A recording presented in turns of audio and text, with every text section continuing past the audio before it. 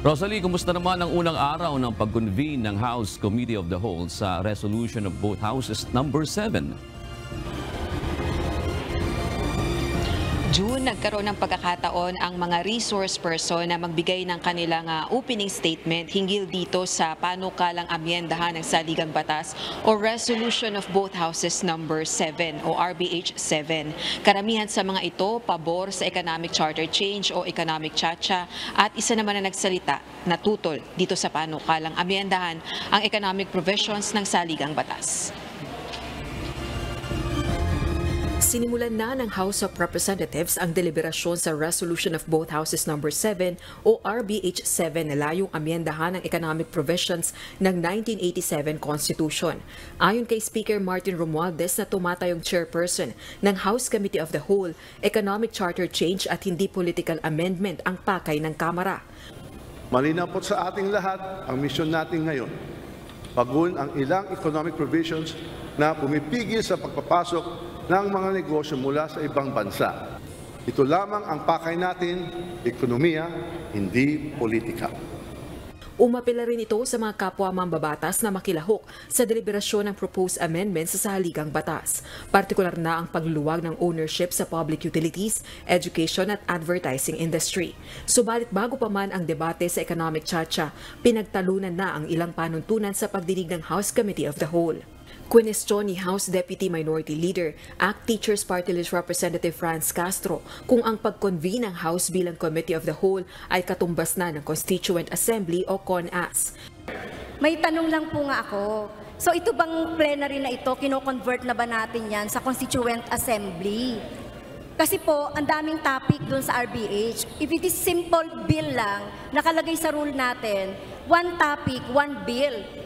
Maraming topic ito eh. So, ibig sabihin ba, pag-uusapan na natin dito, we are on a Constituent Assembly na po?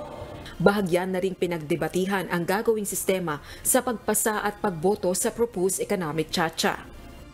We vote by at least 3/4 of all the members separately, and then once we have concurred with the same resolution, then it will now be sent to the COMELEC for purposes of executing a plebiscite. And there is no more need to meet as a joint assembly, Mr. Speaker. With respect to Constituent Assembly, the representatives and the senators will meet in an assembly because it is a Constituent Assembly. They cannot be acting separately. And only a Constituent Assembly of representatives and senators can propose amendments to the Constitution for ratification by the people in a proper plebiscite. Nagsalita naman ang ilang miyembro sa economic team ng PBBM administration na naniniwalang makatutulong sa pagkakaroon ng ibayo pang foreign direct investments o FDI sa bansa ang pagluluwag sa ilang economic provisions ng konstitusyon. Kabilang din sa resource person ang Executive Director ng Ibon Foundation na si Sunny Africa na tutol sa economic chacha. Anya, sa mga umiiral ng batas sa bansa, isa nga ang Pilipinas sa rehiyon sa least restrictive economies sa foreign investment. Economic chacha, we believe, is unnecessary, it distracts from real development, and is counterproductive. We think it is unnecessary because so many things can be done right now to uplift the conditions for Filipino people and to help the economy. We strongly disagree that foreign investment is a magic bullet for development. Iginiit naman ni House Deputy Speaker, Quezon 2nd District Representative David J.J. Suarez na kailangang bilisan ng Kongreso ang aksyon nito kaugnay ng RBH 7. Anya, kung hindi ito gagawin, lalong mahuhuli ang ekonomiya ng Pilipinas kung ikukumpara sa ibang bansa. Ito ang layon kung bakit 3 beses sa isang linggo gagawin ang pagdinig ng House Committee of the Whole sa panukalang economic charter change. Kung hindi po natin mamadaliin,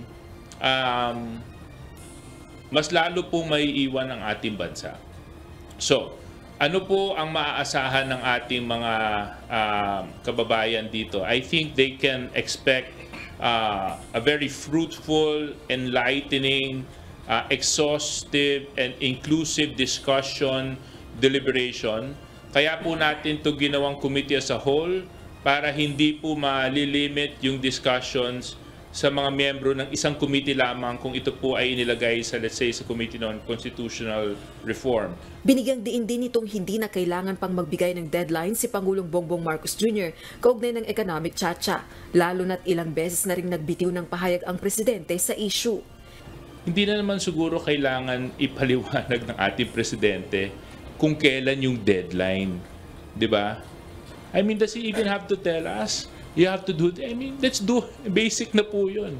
Pag may instruction, magtrabaho na tayo. Kakailanganin pa ba natin antayin ng deadline para naman tayong mga estudyante na maghanap pa ng deadline sa homework na binigay sa atin. Ang mahalaga, we need to start and we need to start fast.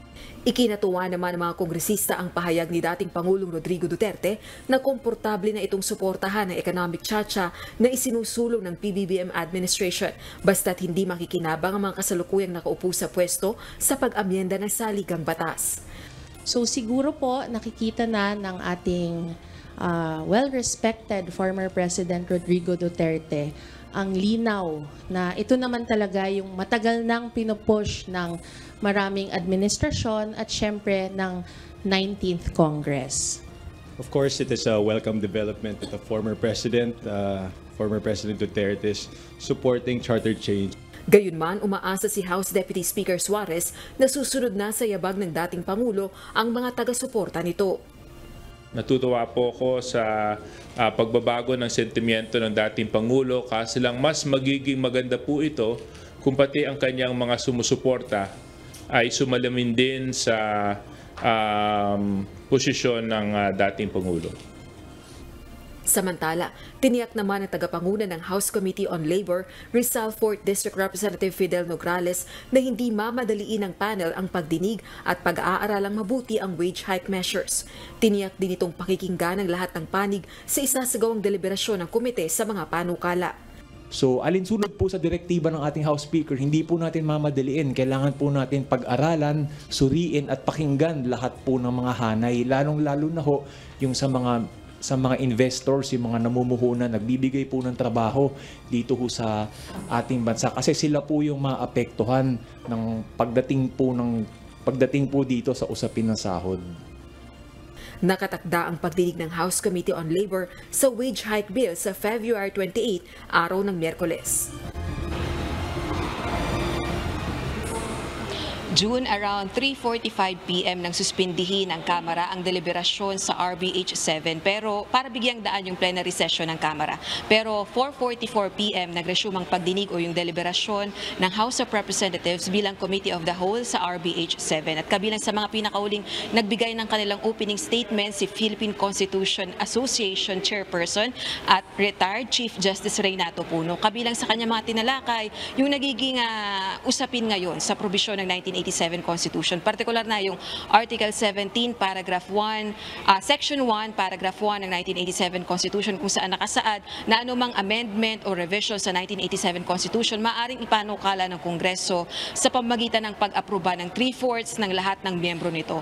Ayon sa dating Chief Justice Puno, maaari itong resolbahin, may panukala siyang dalawang paraan na maaaring resolbahin ang usapin sa pamamagitan ng political way o judicial way. Political way, ang taong bayan ang magdedesisyon sa pamamagitan ng obligatory o non-obligatory referendum. Pangalawa naman, judicial way, iaakit ang usapin sa Kongreso kung hinog na ang issue. Balik sa iyo, June. Pero nasabi rin ba ni dating Chief Justice Puno yung dating niyang sinabi sa mga pagdinig sa Senado nung matagal na panahon na sa panahon pa ni Pangulong Duterte na hindi makikialam ang Korte Suprema sa ganitong usapin? O June, partikular nga niya na sinasabi yung ikalawa niyang suhestyon, partikular na dito sa nagiging usapin ngayon kasi pinagtatalunan nga kung sakaling aprubahan ng dalawang kapulungan ng Kongreso yung panukala na amyendahan ng ilang economic provisions ng 1987 Constitution, paano ba ito? Magsasama ba sa isang sesyon yung dalawang kapulungan ng Kongreso? Pagbobotohan ba ito jointly o separately?